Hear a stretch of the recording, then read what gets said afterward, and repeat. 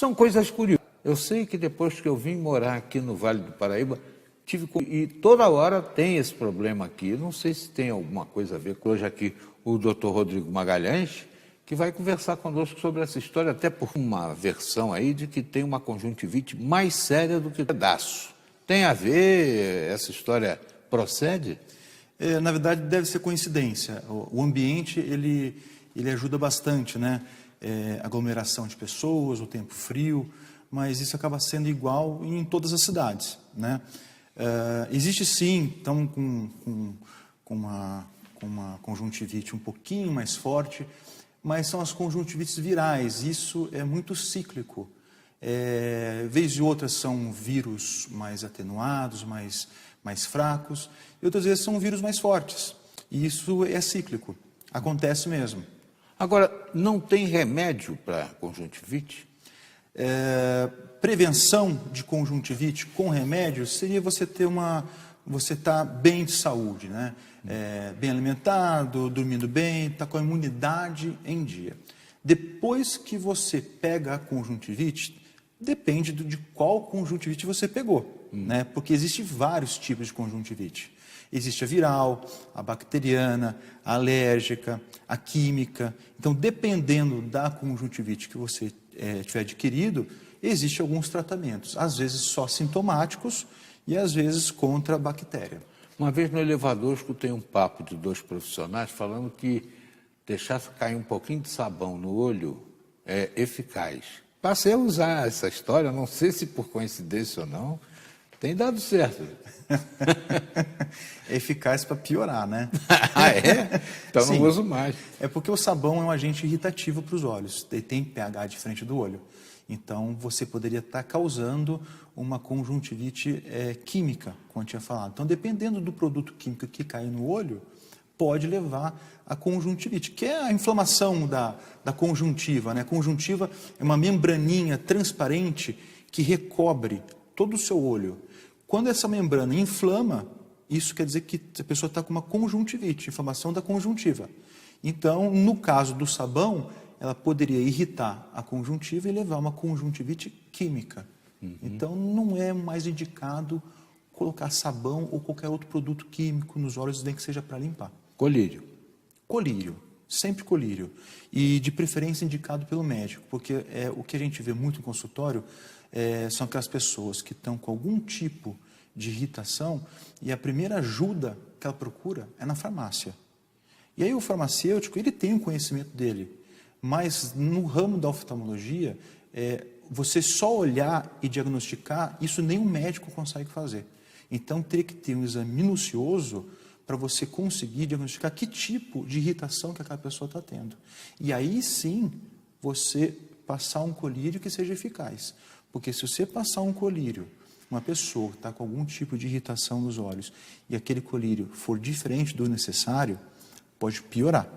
E isso o farmacêutico ou o balconista, eles não estão aptos a estar indicando, e o que a gente vê é que algumas vezes o paciente chega com um colírio que foi indicado por alguma farmácia. Não sei se o pessoal aí de casa vai concordar comigo, mas eu, na minha opinião, o sentido mais importante na vida de um ser humano é a visão.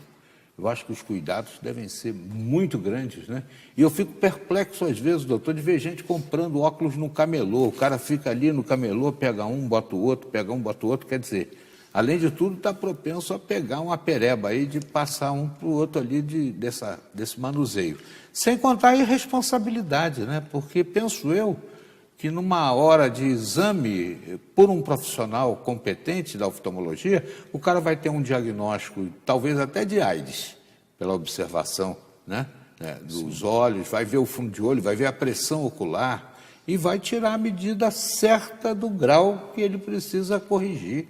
Agora, no camelô, na ótica, tem uns caras também que são curiosos, ficam lá quebrando galho, e isso devia ser proibido, devia botar a polícia em cima desses caras. Perfeito, muito bem abordado, e é uma prática muito comum no Brasil.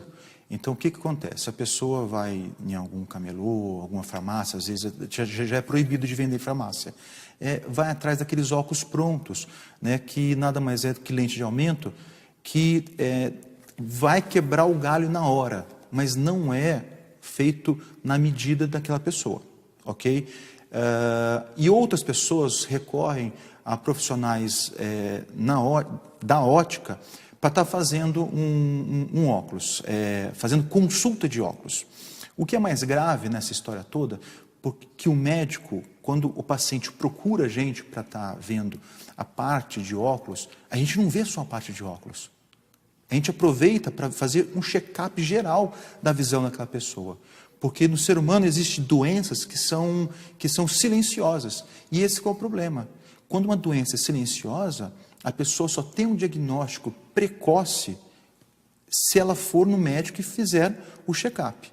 Então, quando ela vai na ótica e faz um exame só de óculos, com um profissional que não está habilitado... Nem para o óculos? Nem para o óculos, às vezes até só para o óculos, mas aquilo não é o correto, ela perde a chance de estar fazendo outros diagnósticos, que são os mais graves, como, por exemplo, o glaucoma.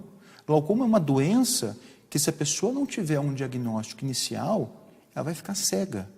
E é uma cegueira irreversível, ou seja, você depois que a doença cegou, não tem mais como você reaver a visão. Diferente da catarata. A catarata é uma cegueira, só que é uma cegueira reversível. Você faz um procedimento cirúrgico que você recupera a visão. Então, quando a pessoa deixa de ir ao médico, só faz o exame de óculos, ela não está fazendo o correto. Ela sai daquele local com a falsa impressão de que fez o exame. Só que ela não fez o exame dos olhos. Ela só conseguiu um óculos para conseguir enxergar um pouquinho melhor. Se ela tiver qualquer tipo de alteração, não será diagnosticado nesses locais. E se bobear, até o grau está errado, né? Muitas vezes a gente pega no consultório esses óculos com grau errado. O sujeito tem miopia, astigmatismo, não percebe o astigmatismo, bota só a miopia. Exatamente. Sai com... Aí a letrinha sai assim meio escorregadinho para baixo. Isso, acaba dando um desconforto, não enxerga muito bem, tem dor de cabeça no fim do dia, a visão fica borrada ainda e acaba gastando um dinheiro que desnecessário. É uma coisa também impressionante, né? Que as pessoas vão assim,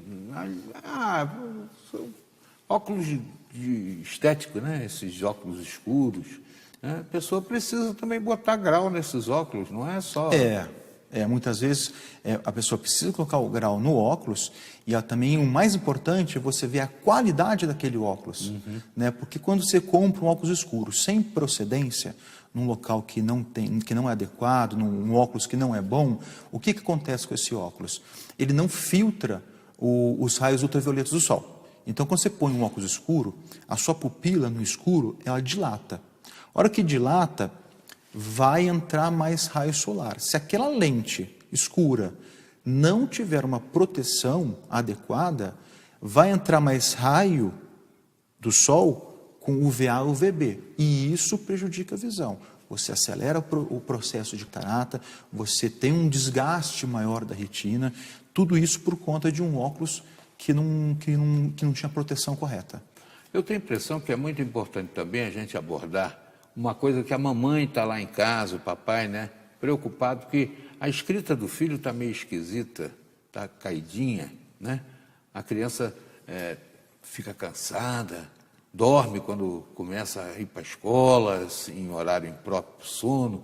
Eu acho que isso tudo tem a ver também com a questão dos olhos, e tem que fazer o exame, né? Mas vou lhe pedir para a gente falar sobre esse assunto na volta da entrevista. Alô, mamãe, alô, papai, preste atenção, hein? Nós vamos continuar falando com o Dr. Rodrigo Magalhães, especialista, um oftalmologista, tem lá a sua atuação principal em São José dos Campos, mas já atuou na Santa Casa em São Paulo, no Hospital Einstein, né? Isso. E ele tem uma experiência muito grande. A gente já volta sobre o tema.